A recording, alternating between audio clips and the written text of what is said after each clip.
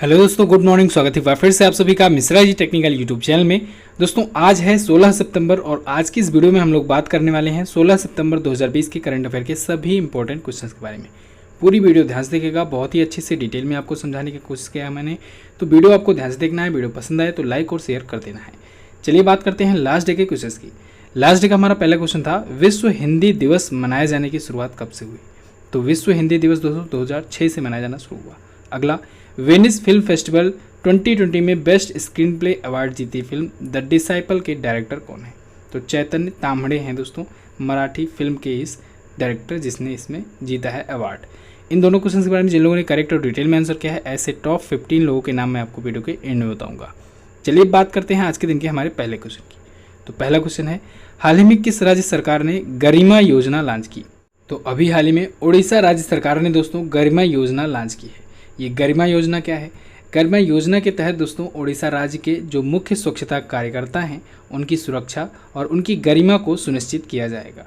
तो इसके तहत उड़ीसा राज्य के ऐसे 20,000 कितने 20,000 आंतरिक स्वच्छता कार्यकर्ता जो हैं उनके और उनके परिवार वालों की, तो उनके साथ साथ उनके परिवार वालों की भी सुरक्षा की जाएगी, उनकी भी गरिमा का ख्याल रखा जाएगा। तो ऐसे टोटल हो जाते हैं 1 लाख लोग जिनको इस योजना का लाभ मिलेगा, लेकिन इसमें 20,000 ही स्वच्छता कार्यकर्ता हैं। क्लियर है? तो इसी वजह से ये योजना शुरू की गई है उड़ीसा राज्य सरकार के द्वारा। अब आया है उड़ीसा, तो हम लोग उड़ीसा के बारे में जान लेते हैं। उड़ीसा देख लीजिए मैप में, ये रहा उड़ीसा। भुवनेश्वर यहाँ की है राजधानी। उड़ीसा के सीएम हैं नवीन चंद्र पटनायक जी, बीजू जनता दल पार्टी से, और मैंने आपको बताया था ये 5वीं बार लगातार सीएम बने थे। प्रोफेसर गणेशी लाल जी यहाँ के हैं गवर्नर। नंदनकानन वन्यजीव अभ्यारण्य और सिमलीपाल अभ्यारण्य और चंदका हाथी विहार ये है उड़ीसा में ही। उड़ीसा हाई कोर्ट, यहाँ के चीफ जस्टिस भी नए नियुक्त किए गए हैं। महाराष्ट्र के यानी कि बॉम्बे हाई कोर्ट के, उड़ीसा हाई कोर्ट के और मेघालय हाई कोर्ट के, इन तीनों के एक साथ नए चीफ जस्टिस नियुक्त किए गए थे। तो बॉम्बे हाई कोर्ट के दीपांकर दत्ता बनाए गए थे, उड़ीसा हाई कोर्ट के मोहम्मद रफ़ीक बनाए गए थे और विश्वनाथ सुमद्दर जी को मेघालय हाई कोर्ट का बनाया गया था चीफ जस्टिस। क्लियर है? चलिए उड़ीसा किससे किससे अपना बॉर्डर शेयर करता है इसके बारे में जान लेते हैं। उड़ीसा अपना बॉर्डर वेस्ट बंगाल से, झारखंड से, छत्तीसगढ़ से और आंध्र प्रदेश से शेयर करता है। दोस्तों 1 अप्रैल को 1936 को उड़ीसा राज्य अलग हुआ था। इस वजह से 1 अप्रैल को मनाया जाता है उत्कल दिवस। क्या मनाया जाता है? उत्कल दिवस। अच्छा, अभी यहाँ पर है एक द्वीप APJ अब्दुल कलाम जी के नाम पर, जहाँ से अभी एक परीक्षण किया था DRDO ने। कौन सा परीक्षण किया था आपको कमेंट बॉक्स में बताना है, ठीक है? चलिए, बहुत ही यूजफुल परीक्षण है वो भारत के लिए, ये आपको थोड़ा सा हिंट दे रहा हूँ, आपको कमेंट करके उसके बारे में बताना है आज। नेक्स्ट बात करते हैं। अगला है, हाल ही में किसे राज्यसभा का उपाध्यक्ष बनाया गया? तो अभी हाल ही में दोस्तों एक बार फिर से हरिवंश नारायण सिंह जी उपाध्यक्ष बन गए हैं राज्यसभा के। राज्यसभा में दोस्तों उपाध्यक्ष पद के लिए चुनाव हुआ और उसमें हरिवंश नारायण सिंह जी जो कि NDA से हैं, NDA की तरफ से थे, NDA पार्टी की तरफ से, और इन्होंने जीत हासिल की एक बार फिर से। इन्होंने किसको हराया? इन्होंने RJD के मनोज कुमार को हराया जो कि UPA की तरफ से थे। ठीक है, UPA की तरफ से थे मनोज कुमार, जो इनके प्रतिद्वंदी थे, इनको इन्होंने हराया है। क्लियर? अब राज्यसभा के उपाध्यक्ष बन गए हैं, तो अध्यक्ष कौन होता है? अध्यक्ष यानी सभापति हम लोग कह सकते हैं। और राज्यसभा के सभापति जो होते हैं वो दोस्तों उपराष्ट्रपति होते हैं ऑटोमेटिकली, यानी पदेन सभापति। तो हम लोग एक लाइन में अगर कहें तो उपराष्ट्रपति जो होता है वो राज्यसभा का पदेन सभापति होता है, यानी कि उपराष्ट्रपति जो भी होगा वो ऑटोमेटिक ही राज्यसभा का सभापति होगा। इतना क्लियर है? राज्यसभा के बारे में थोड़ा सा और जान लेते हैं हम लोग। राज्यसभा दोस्तों संसद का एक महत्वपूर्ण और अभिन्न अंग है। इसके बारे में डिटेल में मैं आपको बता चुका हूं संसद वाली वीडियो में। आप लोग संसद की वीडियो ढूंढ करके जरूर देखिएगा, बहुत ही ज़्यादा हेल्पफुल होने वाली है। उसमें आपको मैंने बताया था राज्यसभा जो होता है ये उच्च सदन होता है और ये एक ऐसा सदन होता है जिसे कभी भंग नहीं किया जा सकता है।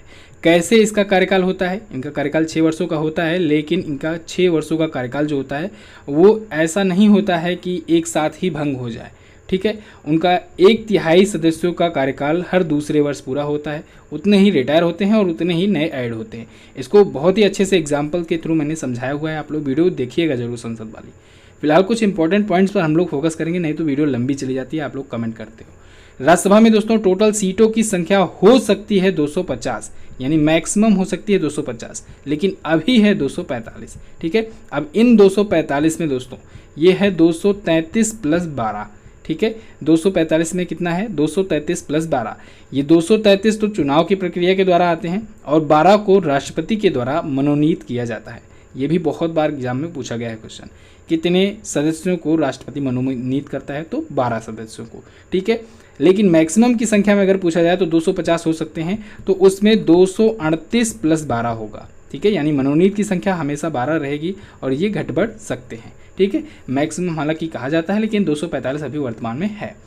महासचिव कौन है, तो दोस्तों राज्यसभा के महासचिव हैं देश दीपक वर्मा। कौन है, देश दीपक वर्मा। अच्छा, कभी कभी पूछ लेता है दोस्तों कि राज्यसभा में नेता प्रतिपक्ष कौन है, यानी कि नेता विपक्ष कौन है। तो दोस्तों याद रखिएगा, विपक्ष के नेता हैं राज्यसभा में, ये लोकसभा में भी पूछा जा सकता है, राज्यसभा में गुलाम नबी आज़ाद हैं और लोकसभा में विपक्ष के नेता हैं दोस्तों अधीर रंजन चौधरी। कौन है, अधीर रंजन चौधरी लोकसभा में है विपक्ष के नेता और राज्यसभा में है गुलाम नबी आज़ाद जी। नेक्स्ट बात करते हैं, अगला है एशियाई विकास बैंक यानी एडीबी ने भारत की अर्थव्यवस्था को कितने प्रतिशत तक कम रहने का अनुमान लगाया। तो जैसे कि दोस्तों आपको याद होगा 2-3 दिन पहले ही मैंने आपको बताया था, अब बारी बारी सभी रेटिंग एजेंसियां अपना अपना अनुमान निकालेंगी और आप लोग देख भी रहे हो। एडीबी ने भी भारत की अर्थव्यवस्था को लेकर के अपना अनुमान जारी कर दिया है। इसने भी वही किया, पुराना अनुमान और ज़्यादा डिक्रीज किया है। भारत की जीडीपी ग्रोथ रेट का नया अनुमान इन्होंने बताया है -9%। ठीक है, -9.0% किसने और बताया था, आपको याद होना चाहिए, क्रिसिल ने बताया था। ठीक है, क्रिस्टिल ने बताया था -9.0% 2020-21 के फाइनेंशियल ईयर के लिए, और यही सेम बताया एडीबी ने। हालांकि एक चीज़ कॉमन है, सभी लोग इस बार माइनस में अर्थव्यवस्था को बता रहे हैं, जीडीपी ग्रोथ रेट का अनुमान लगा रहे हैं, लेकिन सभी लोग 2021-22 वाले यानी कि अगले फाइनेंशियल ईयर के लिए सभी लोग कोई 10% प्लस में, कोई 9% प्लस में, कोई 8% प्लस में बता रहा है, जीडीपी ग्रोथ रेट का अनुमान लगा रहा है। ठीक है, यानी कि इस बार का जो जीडीपी ग्रोथ रेट है वो कम रहेगा, लेकिन अगली साल का प्लस में इतना रहेगा। तो ये इन संस्थाओं द्वारा अनुमान लगाया गया है। फिलहाल हम लोग रिवीजन कर लेते हैं। जैसे पहले ऑप्शन में आपको दिख रहा है -11.5, इसको मूडीज ने बताया था अपना अनुमान। -8.0 से लेकर के -8.2 तक का ये रेंज बताया था केयर इंडिया ने। किसने, केयर इंडिया रेटिंग्स ने। ठीक है, केयर रेटिंग्स इंडिया ने। और -9.0 का अनुमान एडीबी ने बताया और क्रिसिल ने बताया, इसको भी याद रखना है। एडीबी के बारे में बात कर लेते हैं। एशियन डेवलपमेंट बैंक, इसकी स्थापना दोस्तों हुई 1966 में। मनीला फिलीपींस में है इसका हेडक्वार्टर और इसके अध्यक्ष हैं मतात्सुगु अस्कवा और इसके उपाध्यक्ष बनाए गए हैं अशोक लवासा जी, जो कि हमारे भारत के पूर्व चुनाव आयुक्त थे। अच्छा, अभी हाल ही में एडीबी ने दोस्तों $500 मिलियन, कितना, $500 मिलियन का ऋण दिया था दिल्ली मेरठ कॉरिडोर के लिए। याद होना चाहिए आपको, अभी कुछ ही दिन के पहले की बात है। नेक्स्ट बात करते हैं, शाहरुख खान की पत्नी गौरी खान ने किस नाम से अपनी पहली पुस्तक लॉन्च करने की घोषणा की। तो दोस्तों शाहरुख खान की वाइफ गौरी खान ने एक बुक लॉन्च करने की घोषणा की है, जो कि इनकी पहली पुस्तक है, जिसका नाम है माई लाइफ इन डिज़ाइन।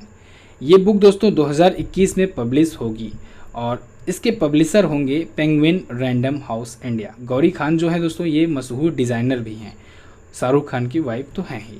चलिए, अब पुस्तकें और लेखक से रिलेटेड आया क्वेश्चन हम लोग रिवाइज कर लेते हैं, पिछले दिनों में जो भी इंपॉर्टेंट बुक्स एंड ऑथर आए हैं उनके बारे में। हालांकि बुक्स एंड ऑथर पर मैंने आपको 3 वीडियोस दे दी हैं, पिछले 1 साल से रिलेटेड आपको 3 वीडियो मिल चुकी है बुक्स एंड ऑथर पर। आप लोग जाइए देखिएगा ज़रूर, बहुत इंपॉर्टेंट है।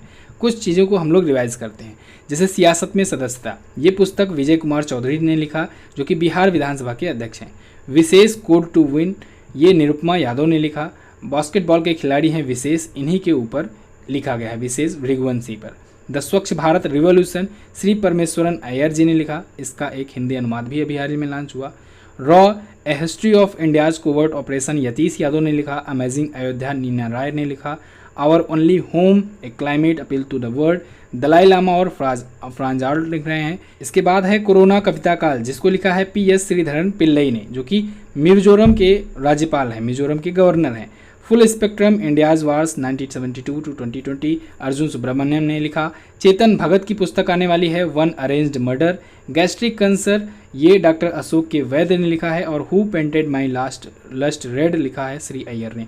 ये दोस्तों ई बुक से लिया गया है। ई बुक में ऐसे ही जो अलग अलग कैटेगरीज की होती हैं, चाहे वो बुक्स एंड ऑथर हो गया, ऐसे ही हर प्रकार की कैटेगरी जो होती हैं उसको बहुत ही अच्छे से डिटेल में एक्सप्लेन करके लिखा जाता है। जैसे कि आप लोग देख सकते हैं उस बुक से, उस राइटर से रिलेटेड भी कुछ चीज़ें बता दी जाती हैं जो ज़रूरी होती हैं। ठीक है, तो आप लोग ई बुक्स अगर नहीं परचेज़ किए हो तो परचेज़ कर लो MZT ऐप में जा करके। प्रत्येक महीने की लॉन्च होती है और पूरे इंडिया में आपको इस लेवल की, इस दाम में कहीं पर ई बुक नहीं मिलने वाली है। सबसे ज़्यादा पसंदीदा ई बुक है हमारी। ये आप लोग एक बार लेने के बाद खुद जान जाओगे, अगली बार से हमको बताना नहीं पड़ेगा, आप लोग खुद ही आकर के पूछोगे, पता करोगे इसके बारे में। ठीक है, अच्छा दोस्तों, एक और प्रॉब्लम आ रही है, ऐप में थोड़ा सा बग आ गया है और थोड़ा सा एरर बता रहा है, ई बुक वाला सेक्शन ओपन नहीं हो रहा है। तो फिलहाल के लिए आज रुक जाइए, हो सकता है आज शाम तक वो इशू सॉल्व कर लिया जाए। ठीक है, और जो सबसे ज़्यादा इम्पोर्टेंट है, आज महाक्विज 12 बजे लॉन्च होने वाली है, इसके बारे में आपको इन्फॉर्म कर दिया हूँ। अगला है, हाल ही में कौन सा देश संयुक्त राष्ट्र के आर्थिक और सामाजिक परिषद ECOSOC का सदस्य बना? बहुत ध्यान से समझिएगा, अभी हाल ही में भारत बना है दोस्तों ECOSOC का सदस्य, यानी इकोनॉमिक एंड सोशल काउंसिल का सदस्य, यूनाइटेड नेशन का। अब इसमें दोस्तों एक बॉडी बनाई गई है, एक निकाय कह सकते हैं, एक निकाय बनाया गया है। कौन सा निकाय है? United nation commission on state of women, यानी कि भारत जो होगा इसमें महिलाओं की स्थिति पर काम करने के लिए एक जो ये बॉडी बनाई गई है उसका सदस्य होगा। कि चाइना की जगह पर भारत को एंट्री मिल गई है। ठीक है, तो भारत जो होगा वो United nation commission on state of women के तहत महिलाओं की स्थिति पर काम करेगा। क्लियर है? चलिए, अब आया है ECOSOC, क्योंकि ये यूनाइटेड नेशंस का ही एक पार्ट है। इसके बारे में थोड़ा सा जान लेते हैं। इसकी स्थापना हुई थी 1945 में। इसका भी हेडक्वार्टर है न्यूयॉर्क में और इसके अध्यक्ष हैं मुनीर अकरम। कौन है? मुनीर अकरम। अगला, हाल ही में चीन ने पीले सागर में कितने उपग्रहों का सफलतापूर्वक परीक्षण किया? तो दोस्तों, चाइना ने पीले सागर में अभी हाल ही में 9 सैटेलाइट्स का सफलतापूर्वक परीक्षण किया है। इसने अपना परीक्षण किया है लॉन्ग मार्च रॉकेट से, लॉन्ग मार्च के 11HY2 रॉकेट से। ठीक है, लॉन्ग मार्च मैंने आपको कई बार बताया है, ये चाइना का रॉकेट है, इसको याद रखना है। अच्छा, लॉन्ग मार्च ये चाइना का है और स्पेस एक्स का क्या मैंने आपको बताया था? फाल्कन 9। ठीक है, फाल्कन 9 स्पेस एक्स का आपको याद रखना है। इंडिया में कौन कौन से हैं? इंडिया में है PSLV है, GSLV है, इसको भी याद रखना है। चलिए, अब चाइना आया है, चाइना के बारे में जान लेते हैं। बीजिंग यहाँ की राजधानी है, रेनमिबी युआन यहाँ की है करेंसी, पीपुल्स कांग्रेस यहाँ की है संसद का नाम। यहाँ की विशेषता है सबसे ज़्यादा जनसंख्या है, मानक चीनी यानी मंदारिन यहाँ की भाषा है, ऑफिशियल लैंग्वेज है, दुनिया में दूसरी सबसे ज़्यादा बोली जाने वाली भाषा है, संघाई यहाँ का सबसे बड़ा नगर है, शी जिनपिंग यहाँ के हैं प्रेसिडेंट। ठीक है, अच्छा, अभी चाइना से ही एक न्यूज़ आई थी, कल मैंने आपको बताया था, चाइना की एक कंपनी है उसने 10,000 भारतीयों की जासूसी की है, इसकी खबर आई है, जिसमें भारत के राष्ट्रपति, प्रधानमंत्री, सेना प्रमुख समेत कई बड़ी बड़ी हस्तियाँ शामिल हैं, इसको भी याद रखना आपको। चलिए, नेक्स्ट बात करते हैं, विश्व बैंक के कार्यकारी निदेशक कौन बनाए गए?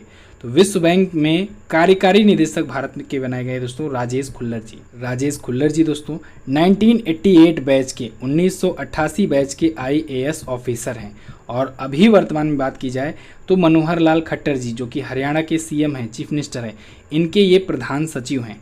तो ये अब अगले 3 वर्षों के लिए नियुक्त किए गए हैं वर्ल्ड बैंक में भारत के कार्यकारी निदेशक यानी एग्जीक्यूटिव डायरेक्टर। ठीक है, इस बात को ध्यान रखिएगा, वर्ल्ड बैंक में ये भारत के होंगे एग्जीक्यूटिव डायरेक्टर। भारतीय कैबिनेट की जो नियुक्ति समिति है, जो सिलेक्शन कमेटी है, उन्होंने ही इन्हें नियुक्त किया है। तो ये अगले 3 वर्ष या फिर इनके रिटायरमेंट तक, यानी कि दोनों में से जो भी पहले होगा तब तक ये रहेंगे।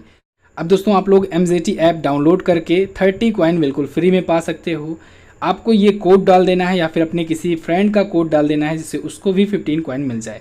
अगर आप MZT ऐप यूज़ करते हो तो आप इसे शेयर करके 15 कॉइन्स कमा भी सकते हो और ऐसे 15 कॉइन करके आप लोग इतना कॉइन पा सकते हो कि ई-बुक्स, मॉक टेस्ट वगैरह बिल्कुल फ्री में ले सकते हो ऐप पर। तो आज ही MZT ऐप को इंस्टॉल करें दोस्तों, और अगर इंस्टॉल्ड है तो उसको शेयर करें। और दोस्तों, आपसे एक रिक्वेस्ट और है कि आप लोग यूज़ करते हो, जो भी कमियां हैं, जो भी खूबियां हैं आपको पता है, तो आप लोग गूगल प्ले स्टोर पर रेट भी कर दिया करो। अगर आप लोग रेटिंग करोगे तो आपके ही कुछ और दोस्त भी जुड़ेंगे इस ऐप से। तो आप लोग प्लीज़ गूगल प्ले स्टोर पर रेटिंग जरूर किया करो और ऐप के बारे में 3 से 4 लाइन ज़रूर लिख दिया करो। ऐप में क्या क्या फ़ीचर हैं, क्या क्या सुविधाएं हैं, क्या क्या चीज़ें आपको अच्छी लगती हैं, आप लोग कमेंट करके ज़रूर बता दिया करो गूगल प्ले स्टोर पर जा करके। ये मेरी रिक्वेस्ट है आपसे।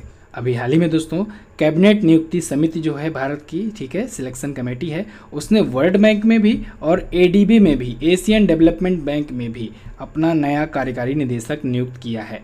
एडीबी वाले के बारे में हम लोग अभी अगले क्वेश्चन में जानेंगे, पहले वर्ल्ड बैंक के बारे में जान लेते हैं कुछ चीज़ें। वर्ल्ड बैंक की स्थापना दोस्तों 1944 में हुई, वाशिंगटन डीसी में इसका हेडक्वार्टर है और डेविड मलपास जी हैं इसके वर्तमान में अध्यक्ष। अच्छा, वर्ल्ड बैंक से एक क्वेश्चन अभी आया था कि वर्ल्ड बैंक ने ease of doing business report पर रोक लगा दी है, इसको याद रखना है। नेक्स्ट बात करते हैं, अगला है हाल ही में किसे एशियाई विकास बैंक यानी एडीबी का कार्यकारी निदेशक नियुक्त किया गया।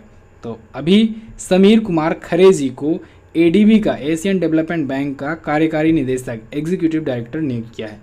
जैसा कि मैंने आपको बताया कैबिनेट की नियुक्ति समिति ने इनको भी नियुक्त किया गया है। इनको भी 3 वर्षों के लिए या फिर अगला आदेश आने तक के लिए नियुक्त किया गया है, यानी कि 3 वर्षों के लिए इनको नियुक्त किया गया है, लेकिन अगर बीच में चेंज करना हुआ तो फिर चेंज किए जा सकते हैं। ये दोस्तों 1989 बैच के आईएएस ऑफिसर हैं। अब चूंकि एडीबी के बारे में हम लोग जान चुके हैं तो बढ़ते हैं आगे। अगला है राष्ट्रीय इंजीनियर दिवस किस महापुरुष की जयंती पर मनाया जाता है। तो राष्ट्रीय इंजीनियर्स दिवस यानी इंजीनियर्स डे दोस्तों प्रत्येक वर्ष 15 सितंबर को मनाया जाता है और ये मनाया जाता है भारत के महान इंजीनियर एम विश्वेश्वरैया जी की जयंती के अवसर पर। एम विश्वेश्वरैया जी दोस्तों, इनका पूरा नाम होता है सर मोक्षगुंडम विश्वेश्वरैया। तो इनकी जयंती पर इनको सम्मानित करने के लिए 15 सितंबर को प्रत्येक वर्ष मनाया जाता है राष्ट्रीय इंजीनियर दिवस या फिर इंजीनियर्स डे।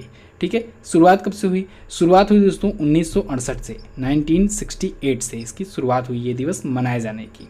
अच्छा दोस्तों, एक बात और याद रखिएगा, एम विश्वेश्वरैया जी जो दोस्तों जो हैं, इन्हें फादर ऑफ मॉडर्न मैसूर भी कहा जाता है, यानी आधुनिक मैसूर का जनक भी इन्हें कहा जाता है, इसे भी याद रखना है। एक और जो सबसे इम्पोर्टेंट पॉइंट है, इनको भारत रत्न मिला था 1955 में। कब? 1955 में। चलिए अब कुछ पॉइंट हैं जो आपके सामने हैं, उनको रिवाइज करना है। सीवी रमन जी, इनके जन्मदिवस पर मनाया जाता है दोस्तों भारतीय विज्ञान दिवस, राष्ट्रीय विज्ञान दिवस। कब? 28 फरवरी को। ठीक है। डॉक्टर सर्वपल्ली राधाकृष्णन, अभी आया था टीचर्स डे, बताने की जरूरत नहीं है, 5 सितंबर को मनाया जाता है। क्लियर है? नेक्स्ट बात करते हैं। अगला है euro money awards of excellence द्वारा किसे लाइफ टाइम अचीवमेंट का पुरस्कार दिया गया। तो दोस्तों अभी हाल ही में आदित्य पुरी जी को euro money awards of excellence द्वारा लाइफ टाइम अचीवमेंट का पुरस्कार दिया गया। आदित्य पुरी जी वर्तमान में एचडीएफसी बैंक के हैं सीईओ। ध्यान रखिएगा, अभी वर्तमान में ही हैं एचडीएफसी बैंक के सीईओ। आगे आने वाले दिनों में शशिधर जगदीशन हो जाएंगे। कब हो जाएंगे? 27 अक्टूबर को। 27 अक्टूबर को अपना पद संभालेंगे शशिधर जगदीशन और ये हो जाएंगे एचडीएफसी बैंक के सीईओ। तो अगले यही हैं, इनको याद रखिएगा। आदित्य पुरी जी इनसे पहले थे और अभी वर्तमान में हैं। अभी अगर पूछ लिया जाए जस्ट तो वो हैं आदित्य पुरी। क्लियर है? एचडीएफसी बैंक के सीईओ। तो इनको दिया जा रहा है ये अवार्ड, लाइफ टाइम अचीवमेंट का अवार्ड। क्यों दिया जा रहा है? भारत में दोस्तों एचडीएफसी बैंक को एक ग्लोबल लेवल की बैंक के रूप में एस्टेब्लिश करने में इनका बहुत बड़ा योगदान रहा, इसी वजह से इनको दिया जा रहा है। नेक्स्ट बात करते हैं। अगला है यूट्यूब ने किस नाम से अपना शॉर्ट वीडियो सर्विस शुरू किया। तो ये क्वेश्चन दोस्तों मैं पहले भी बता चुका हूँ जब यूट्यूब ने एक बार इसकी प्लानिंग की घोषणा की थी। तो यूट्यूब शॉर्ट्स नाम से अपना एक शॉर्ट वीडियो सर्विस यानी छोटा वीडियो एक स्ट्रीमिंग प्लेटफॉर्म शुरू करने वाला है, एक ऐप लॉन्च करने वाला है शॉर्ट नाम से। ठीक है, 15 सेकंड की वीडियो वगैरह होगी, ये वीडियो शेयरिंग प्लेटफॉर्म होगी। तो आने वाले कुछ दिनों में सबसे पहले इसका ट्रायल किया जाएगा इंडिया में। ठीक है, फिर आने वाले दिनों में धीरे धीरे और देशों में इसका ट्रायल होगा, टेस्टिंग होगा, सब कुछ चलेगा अगर ये इंडिया में टेस्टिंग सक्सेस रहती है तो। जैसा कि आप लोग जानते हैं दोस्तों, टिकटॉक ऐप भारत में बैन हुआ, लेकिन उसके यूज़र्स बहुत ज़्यादा थे। तो जब अचानक से टिकटॉक बैन कर दिया गया तो उन यूज़र्स को अपनी तरफ लुभाने के लिए, उन यूज़र्स के फ़ायदे उठाने के लिए जो भी बड़ी बड़ी कंपनियां थी, सभी ने अपना अपना short video sharing platform launch किया। आज की वीडियो में हम लोग उन्हीं को रिवाइज करेंगे, क्योंकि आपको पता होना चाहिए कि कौन सा वीडियो शेयरिंग ऐप है जिसकी पेरेंट कंपनी कौन सी है।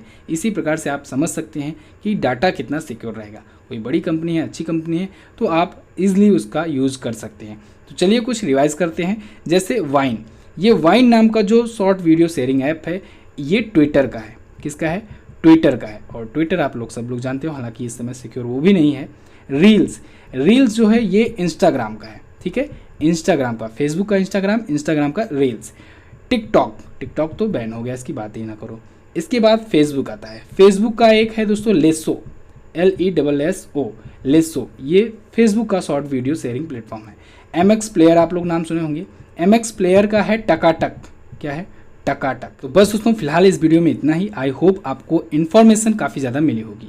अगर आपको वीडियो पसंद आई है, इन्फॉर्मेशन पसंद आई है, तो आप लोग वीडियो को लाइक कीजिए, अपने दोस्तों के पास शेयर कर दो। और अगर आपने सब्सक्राइब नहीं किया है तो सब्सक्राइब ज़रूर कर लें चैनल को, क्योंकि मैं दोस्तों प्लानिंग कर रहा हूँ कुछ बड़ा NTPC और आने वाले बाकी एग्जाम्स के लिए। तो आने वाले दिनों में आपको बहुत चीज़ें मिलेंगी। इस वजह से चैनल को सब्सक्राइब करके रखो, बेल आइकन को प्रेस करके रखो, जिससे वीडियोज़ का नोटिफिकेशन आपको मिलता रहे। बात करते हैं क्वेश्चन ऑफ द डे की। आज का पहला क्वेश्चन आपके लिए, महाराष्ट्र विधानसभा के अध्यक्ष का क्या नाम है? अगला, भारत की सबसे बड़ी रोजगार गारंटी योजना नरेगा या फिर जो बाद में मनरेगा हो गई, इसकी शुरुआत कब से हुई, यानी स्थापना कब हुई? तो दोनों ही क्वेश्चन इंपॉर्टेंट हैं, दोनों के बारे में आप काफ़ी कुछ लिख सकते हो, एक्सप्लेन कर सकते हो। बात करते हैं उन लोगों के नाम की जो लोग कल की वीडियो में डिटेल में आंसर किए थे। लेकिन उससे पहले मैं आपको बताना चाहूँगा, इस वीडियो की क्विज और ऑडियो रिवीजन आप लोग MJT ऐप पर जाकर के कर सकते हो।